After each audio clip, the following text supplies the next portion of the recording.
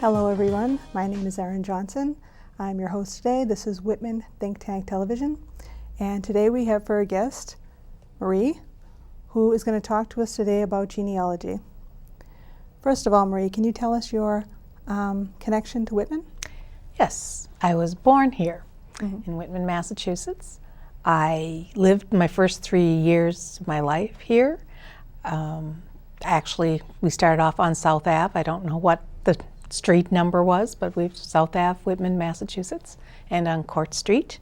And later I can recall shopping for school shoes at the Regal Shoe Factory, and of course the Toll House. Oh, okay. And I am still known for making the best Toll House cookies, and I always say it's because I'm born in Whitman, Massachusetts. Oh, congratulations, that's great.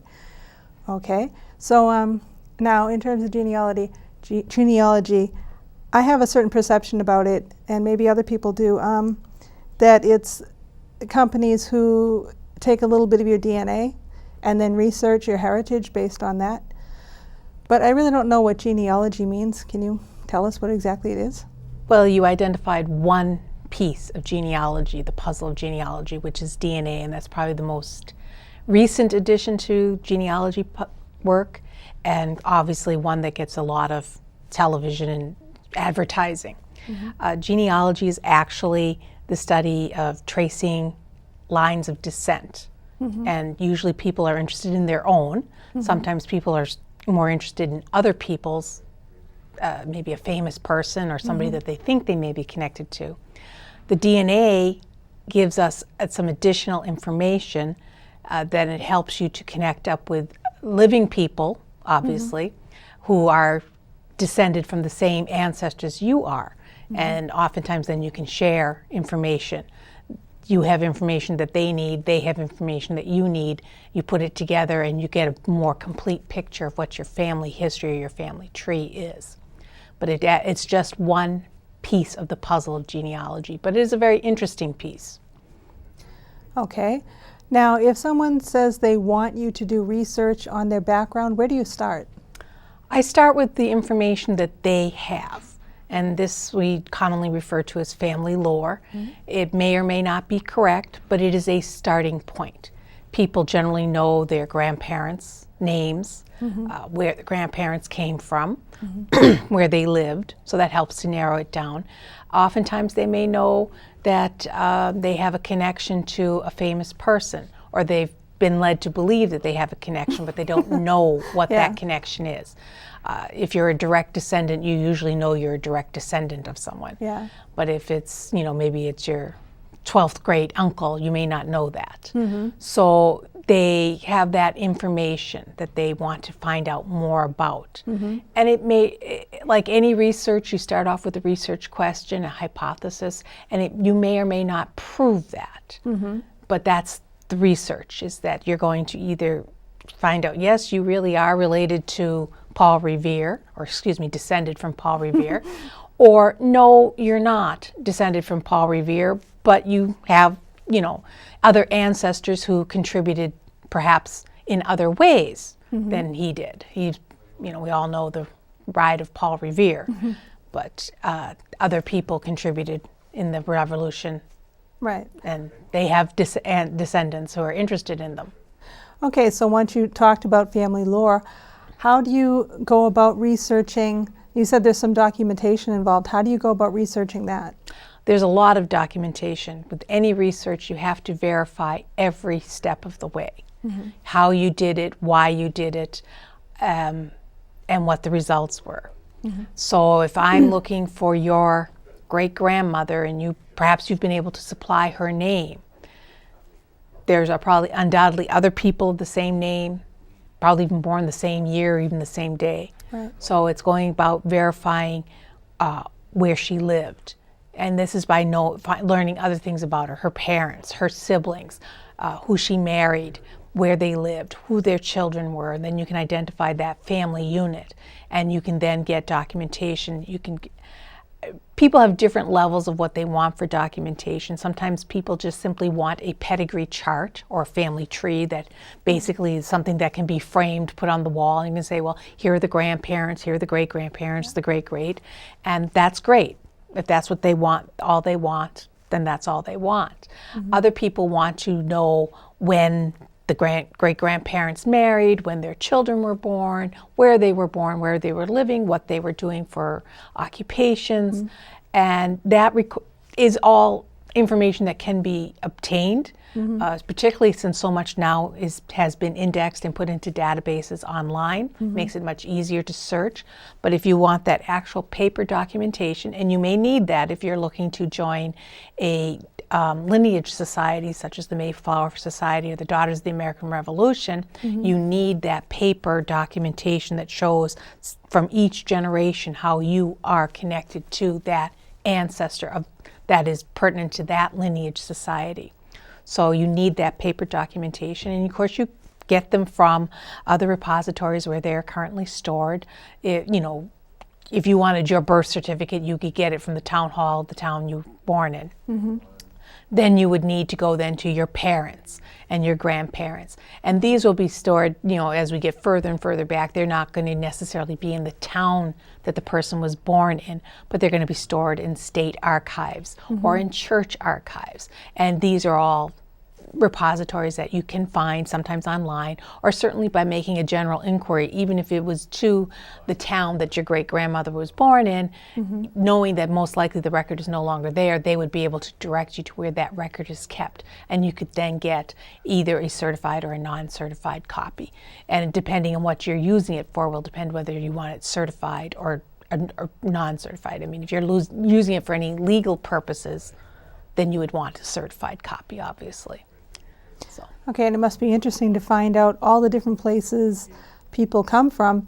Now, how is it different? Do you go beyond just the U.S. if you find out somebody's heritage is from Ireland or another country? Yes. And how difficult is it to get that information from another country? It depends on the country. How not all countries have the same databases or the same resources that have. But again, the companies that you mentioned earlier that do the DNA also have create databases, and they have made that more accessible. Because of course you got to have people in those countries who are going through the actual paper files and documenting and transcribing. And transcribing records can be challenging for younger people because they don't read cursive. Some of them aren't even being taught cursive. Oh, okay. So, being literally, I say I'm literate in cursive so I can transcribe records. Yeah. And because I can read, and you have to, the older the records, you have to learn how the letters were made in the 1700s versus how we made them in the 20th century. But you have to be able to read cursive. Sometimes you have to be able to read the language. I have found that there are groups, Facebook, whatever, that have specific interests in specific types of genealogy, such as Irish genealogy, or specifically perhaps a county in Ireland, specifically County Galway or County Roscommon. Those groups, and they have people that are in Roscommon or in Galway or in other parts of the world that have connections, and they share information, and they have they can let you know where you can find certain information, the database. And then more and more, as I say, is becoming online. If you don't speak the language that these records were written in, that's a challenge. Yeah. If you're looking for Catholic Church records, you need to have some understanding of Latin, because those records will have been put into Latin, even though the language that the people spoke may not have, obviously wasn't Latin. Nobody's spoken that language for a while. But again, if you're looking for civil records, and you're looking for civil records in Poland, you're going to probably need to know some Polish, or be able to get in touch with someone who can translate or has the ability to translate from Polish to English or whatever your native language is. But it is possible to do records going into other countries. You always start in the country where you're in, and you get all the information you can that is from where you're in. So in the case of when I do my own personal family history, I start with the United States because I was born in the United States, even though I have one parent who was not born in the United States. But I get all the information I can on everybody in the United States, and then I go and I can take the information that I have, once I know that somebody entered the country on such a date and this was the ship that they entered on, I can then go back to where that ship left Europe and start there and go back from there. And you're always going backwards.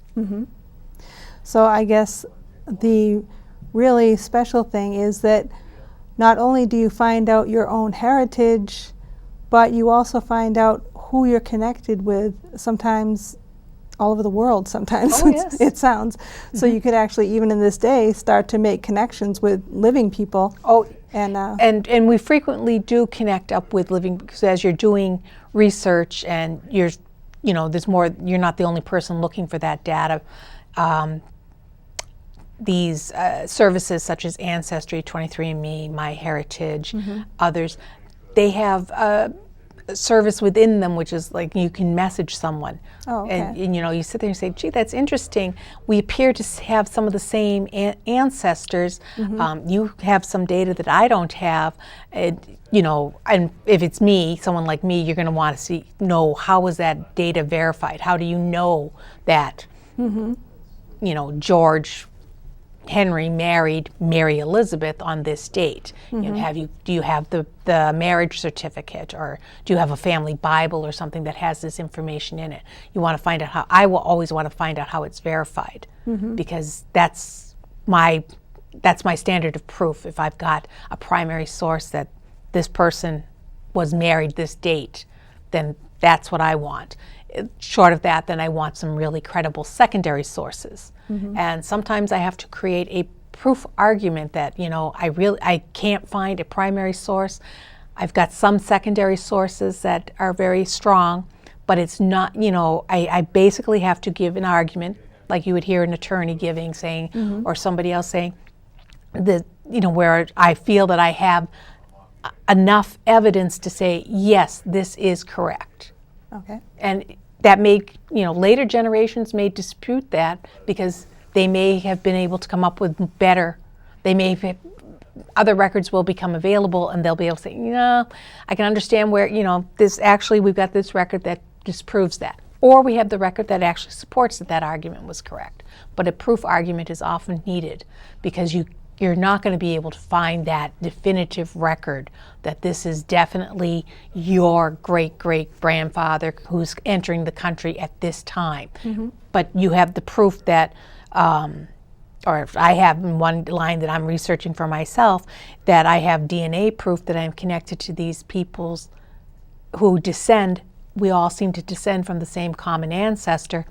And they have this information, and so I'm working on a proof argument that these immediate ancestors were all siblings, that they were brothers and sisters to each other, and that we did, in fact, we all share, say, a common third great-grandparent, or set of third great-grandparents probably.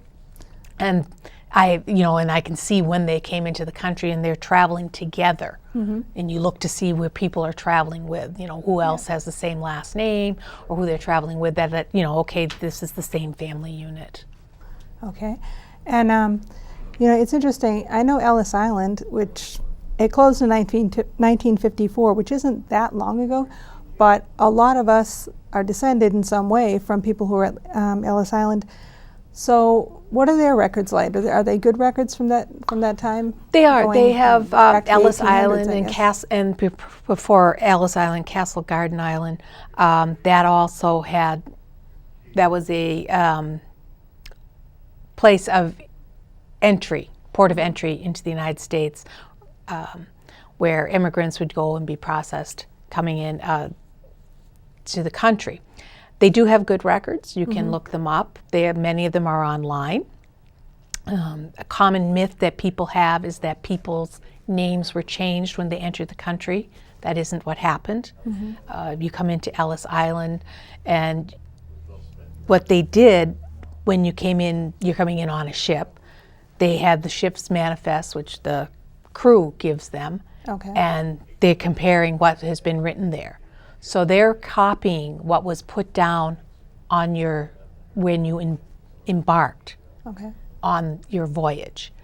And for some people, many of my ancestors came from Ireland, but when they set sail,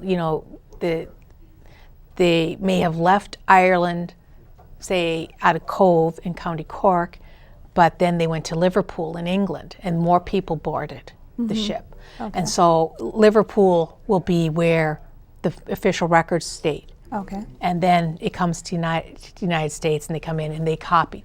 So other people may have come from other countries, and they got on a ship in Liverpool and came to the United States. So their names or dates of births, however it was written, was how it was entered when they came into the United States. Now, these are handwritten records, not typewritten, certainly not off of a word processor. Right. So if somebody couldn't read the handwriting, then it got written incorrectly. Other things that people did once they came into this country, particularly if they had children, is they wanted their children to be Americans and to absorb an American culture and to assimilate. So they often would change their names to make it sound more American. So they or take a syllable off of a name.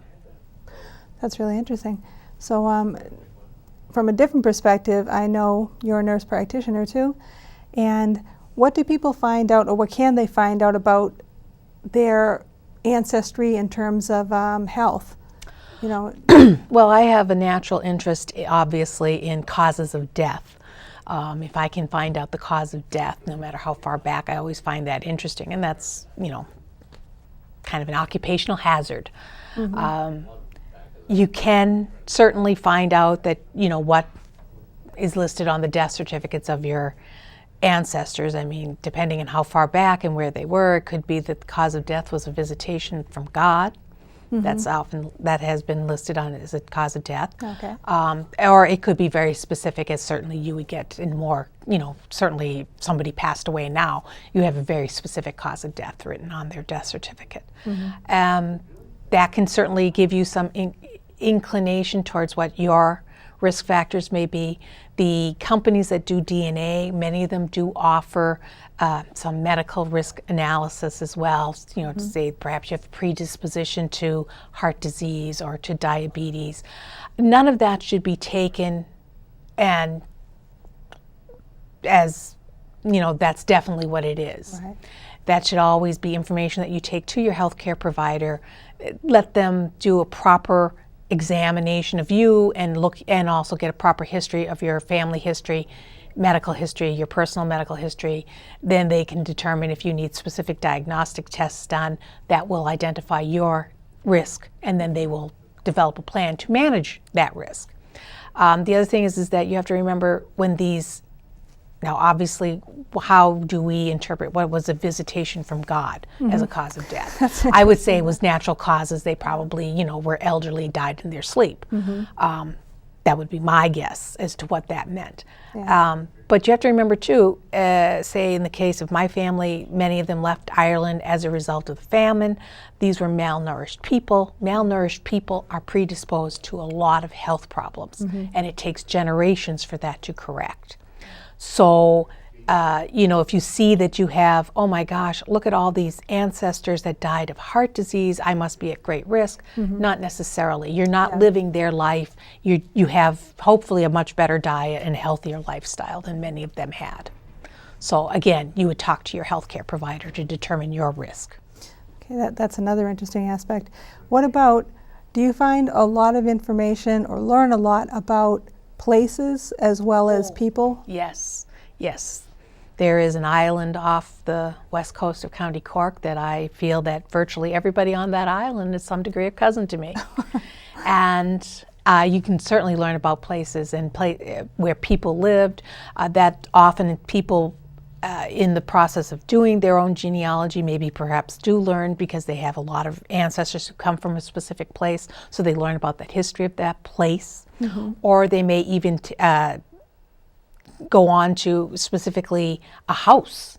They may find that they lived in this house, and this house was built by perhaps somebody famous or had been lived in by somebody else in a prior generation who had some notoriety in the area. You know, it's often how, you know, a house becomes goes into a town preservation or something like that. You may find you can learn a lot about local history. That where people, you know, as I say, you may find that even if they didn't come from a certain area, this may be where several members of a family settled when they came from another country. They settled in the same area, so you can learn all about what that local area's industry was, because obviously what attracted these people to go there. You know, was there an industry, or was this the same job that they were doing in their homeland, so they came here because they could do the same thing? Was it a new industry that was started? What was the attraction? Why did they settle there? And the other people who settled there, and you can learn all about that. And it's all part of, even though it doesn't sound like, it's not directly, you know, a great grandparent or a great aunt, it's all part of their history, because this is where they lived, this is where they worked, this is where they raised their families. So that's all important to know. What was it that brought them there, and what was it like to live there at that time? That's all enriches that story of their life. I think so, because you may think you're kind of an ordinary person and your family is just an ordinary family growing up here, but you might find out that you're a lot more interesting than you thought you were. Right, or somebody was, you know, and you know, most people's stories, I mean, I suppose, yes, if we look deep enough and wide enough, we're all going to find that we're connected to somebody that we know, that or have heard of, and that's, you know, whether it's fame or infamy. But at the same time, most people, they were born, they lived their lives, they worked, they raised their families, and then they died. You know, that's what we do. But still, their lives, there's so many interesting little things that you can find out about their lives, things that, you know, makes you feel like, wow, you know, maybe you really feel so. There are some of my ancestors that I feel bad for, because they had large families, they had many children, but they also had children who died at young ages that never got to be adults. And that had to be so hard, because you have to keep going on, because you have the rest of your, you know, you have other children, and you have to keep the family going. So that was a very difficult thing that many of them had to sustain, and that was probably a very common thing in most families. They probably did lose children to what we now would never think about, losing children, because we have vaccines to prevent those illnesses, and we have better sanitation and everything. So, you know, it does give an interesting perspective to everybody's life. It really is fascinating. Do you have any special education in genealogy? I am certified in genealogical research from Boston University. Oh, that's nice. And have been working on my own family history off and on for probably 30 years. I mean, I went back to school for furthering my own my professional education, so I didn't work on it too much then, but when I have time, I work on it. I love it. Okay, I just wanted to let people know, if they're interested in letting you do their research for their heritage, you have a website, right? I do. It's www.familytreasuresgenealogyllc.com. Okay. And yes, they can send me a message. They can contact you and you'll be able to do it? Well, we could have a conversation, because it depends on what the person wants. I mean, sometimes people people say they want their family history done, and a family history never ends. Usually what they want is a pedigree chart, or they want to find out if they really are, you know, a descendant of a revolutionary patriot or something like that. Yeah. So.